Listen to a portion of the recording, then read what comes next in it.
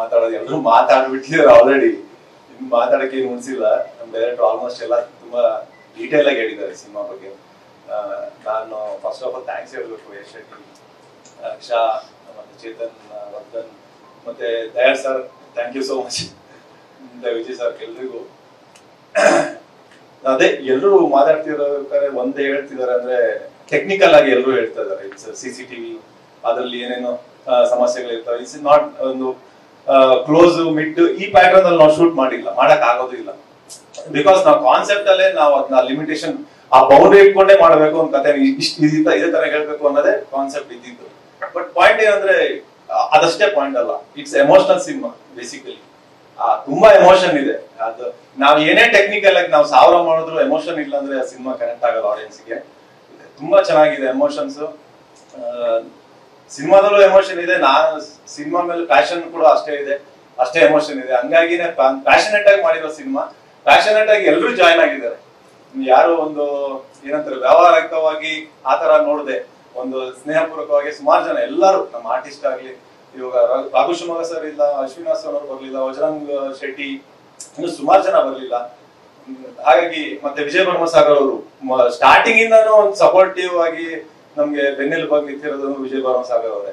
ಯಾಕಂದ್ರೆ ನಮ್ಗೆ first of all ಒಂದ್ ಹೆಜ್ಜೆ ಆಕ್ಟರ್ ಆಗ್ಬೋದು, ಯಾರೋ ಖರ್ಚು ಮಾಡ್ತಾರೆ, ನಾನು ಆಕ್ಟ್ ಮಾಡ್ಬೇಕು, ಮೇಕಪ್ ಹಾಕ್ಬಿಟ್ಟು ಹೋಗಿ ನಾನು ಪ್ರಮೋಷನ್ ಹೋಗ್ಬಿಟ್ಟು ಎಲ್ಲ ಮಾಡ್ಬೋದು.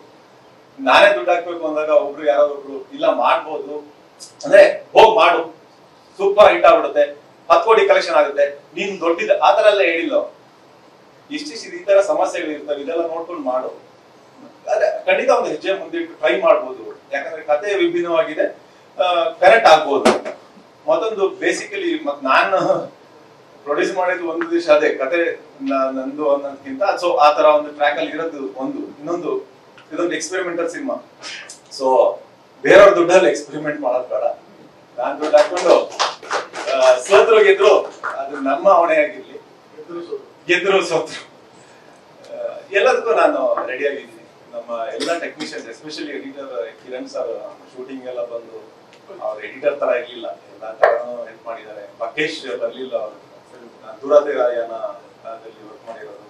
ಮತ್ತೆ ಹೀಗೆ ಸುಮಾರು ಜನ ಇದ್ದಾರೆ. ಸೊ ತುಂಬಾ ಥ್ಯಾಂಕ್ಸ್ ಬಂದಿದ್ಕೆ. ರಿಲೀಸಿಂಗ್ 12 ಸೆಪ್ಟೆಂಬರ್ ರಿಲೀಸ್ ಆಗ್ತಾ ಇದೆ, ಎಲ್ಲರೂ ನೋಡಿ ಸಪೋರ್ಟ್ ಮಾಡಿ.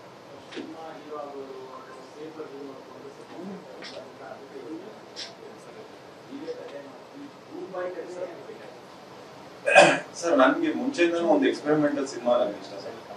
ಈಗ ಎಕ್ಸಾಂಪಲ್ 6-5 ಹಿಂದಿಲಿ ಈ ತರ ಸಿನಿಮಾಗಳು ಸುಮಾರು ಬಂದಿದ್ದಾರೆ.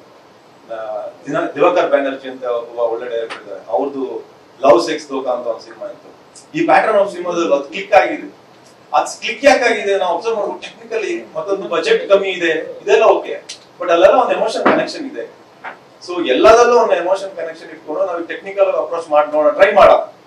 ಎಲ್ಲದು ಕಮರ್ಷಿಯಲ್ ಆಗಿ ಮಾಡಿರೋ ಸಿನಿಮಾಗಳೆಲ್ಲ ಸಕ್ಸಸ್ ಆಗಿದಾವ ಗೊತ್ತಿಲ್ಲ, ಎಷ್ಟು ಸಿನಿಮಾಗಳು ರಿಲೀಸ್ ಆಗ್ತಿದೆ, ಏನಾಗ್ತಿದೆ, ರಿಸಲ್ಟ್ ಏನು. ಮತ್ತೊಂದು ಎಷ್ಟೇ ಸಿಂಪಲ್ ಅನ್ಸ್ಬೋದು ಶಾರ್ಟ್ಸ್ ಎಲ್ಲ, ಇಂಪಾಸಿಬಲ್. ಅದು ಇದೆ ಸರ್, ಅದು ಇದೆ, ಬಟ್ ನನ್ನ ಮುಖನೇ ಕಾಣಲ್ಲ almost. That is not a criteria. ನನ್ಗೆ ಬಿಲ್ಡಪ್ ಬೇಕು ಹೀರೋ ಆಗಿ. ನನ್ ತೆಲುಗು ಸಿನಿಮಾದಲ್ಲಿ ಇದೆ, ನಾನು ಸಾರ್ ನೋಡಿದೆ, 4 ಫೈಟ್ ಇದೆ. ನನ್ಗೆ ಅಪ್ಕಮಿಂಗ್ ರಾಮಪುರಂ ಅಂತ ಸಿನಿಮಾ, ನನ್ಗೆ ನಾನ್ ಮಾಡೋ ಸಿನಿಮಾದಲ್ಲಿ ಅದು ಯಾವ್ದು ಇರ್ಬಾರ್ದು. ನನ್ಗೆ ಪಾತ್ರ ಮಾತ್ರ ಕಾಣ್ಲಿ, ಕಾಣೋದು ಯಾವ ತರ ಅಲ್ಲಿರುತ್ತೆ, ನಾನು ಇಲ್ಲಿರ್ತೀನಿ, ಹಿಂಗ್ ಕಾಣ್ತೀನಿ ಇಷ್ಟೇ. ಸೊ ಹಾಗಾಗಿ ಪರ್ಫಾರ್ಮೆನ್ಸ್ ಅಷ್ಟರಲ್ಲಿ ಕಾಣುತ್ತೆ. ಮತ್ತೆ ಅದು ಹೆಂಗಾದ್ರೂ ಕನೆಕ್ಟ್ ಆಗುತ್ತೆ ಅನ್ನೋ ಧೈರ್ಯದ ಮೇಲೆ ಮಾಡಿ. ಎಷ್ಟೋ ಜನ ಹೇಳಿದ್ರು, ಯಾಕಂದ್ರೆ ಶೂಟಿಂಗ್ ಮಾಡ್ಬೇಕಾದ್ರೆ ಕ್ಲೋಸೇ ಇಲ್ವಲ್ಲಪ್ಪ, ಏನ್ ಬಿಟ್ಟಿಲ್ಲ, ಏನಿಲ್ಲ, ನೀನ್ ಹೀರೋ ತಾನೆ, ನೀನ್ ಕಾಣ್ಬೇಕಲ್ಲ, ನಿನ್ ಎಕ್ಸ್ಪ್ರೆಷನ್ ಕಾಣ್ಬೇಕಲ್ಲ. ನನ್ಗೆ ಅದ್ ಬೇಡ ಅಂತಾನೆ ನನ್ಗೆ ಸರ್, ಸಾಕು, ಅದೆಲ್ಲ ಮಾಡಿದೀವಿ, ಟ್ರೈ ಮಾಡಿ ನೋಡೋಣ. ಸರ್ ಕುನಾಲ್ ಅಂತ ಹೇಳಿ, ಅವ್ರ ಜೊತೆ ನಾಗೇಶ್ ಕುಮಾರ್ ಸರ್ ಕೂಡ ಜಾಯ್ನ್ ಆಗಿದ್ದಾರೆ. ಸರ್ ಇದು ಮಾಲ್ ಸಿನಿಮಾ ಸರ್, ನಾನು ಥಿಯೇಟರ್ಗೆ ನಾನು ಇನ್ನೂ ಟ್ರೈ ಮಾಡಿಲ್ಲ. ಬೇಡ ಅಂತ ಮಾಡಕ್ ಆಗಲ್ಲ ಅಂತ ಬೇಡ, ಮಾಲ್ ಇಂದ ನೋಡೋಣ, ಒಳ್ಳೆಯ ರೆಸ್ಪಾನ್ಸ್ ಬಂದ್ರೆ. ಹೌದು ತುಂಬಾ ಬಂದು ಸಪೋರ್ಟ್ ಮಾಡಿದ್ದೀರಾ, ದಟ್ ಮೀನ್ಸ್ ಅ ಲಾಟ್.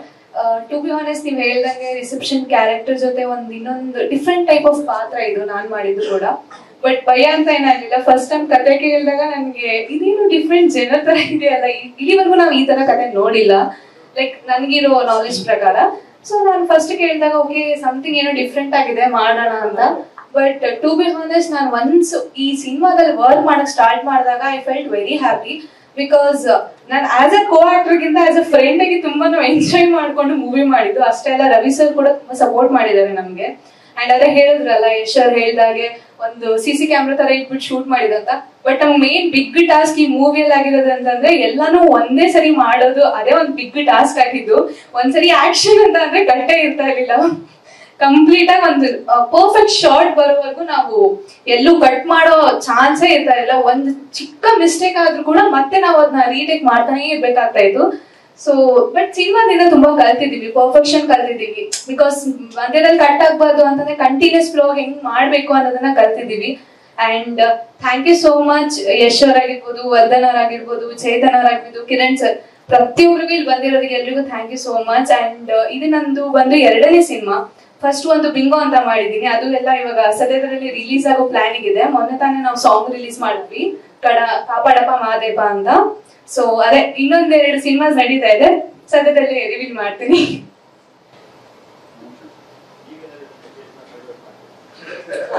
ನಾನಾ ಅಂದ್ರೆ ನನ್ಗೆ ಆಕ್ಚುಲಿ ಇದೆ ಚೇಸ್ ಮಾಡಿ ಫೈಂಡ್ ಔಟ್ ಮಾಡ್ಬೇಕು ಅಂತ. ಬಟ್ ಅದಿರೋದು ನನ್ನ ಆಡಿಯನ್ಸ್ ನ ಸಿನಿಮಾದ ಮೇಲೆಲ್ಲ.